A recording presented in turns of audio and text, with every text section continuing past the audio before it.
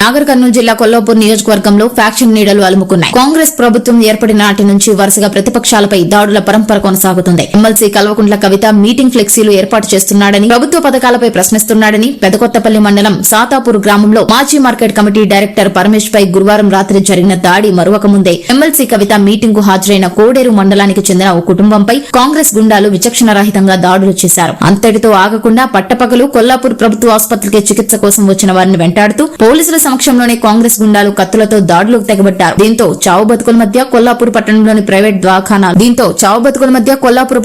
Private దవాఖానాలు బాధితులు చికిత్స పొందుతున్నారు.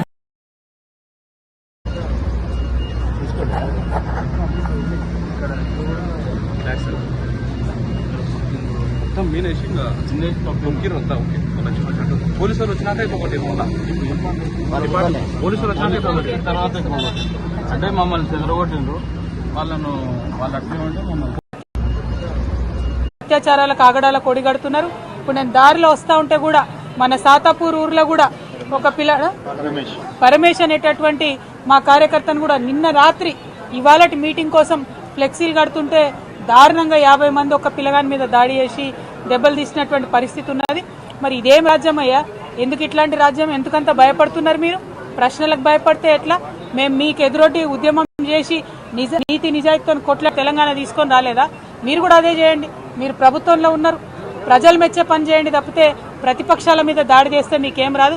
అందుకే మళ్ళా ఇవాళ చెప్తా ఉన్నాం, ముఖ్యమంత్రి గారు మీ మహబూబ్ నగర్ ఉమ్మడి మహబూబ్ నగర్ జిల్లా నుండే చెప్తా ఉన్నాం, ఖచ్చితంగా పింక్ బుక్ మెయింటైన్ చేస్తాం. మా కార్యకర్తల మీద దాడి చేసిన వాళ్ళు నాయకులైనా అధికారులైనా ఎవరిని కూడా వదిలిపెట్టాం. అందరి చిట్టా రాసి పెట్టుకుంటాం.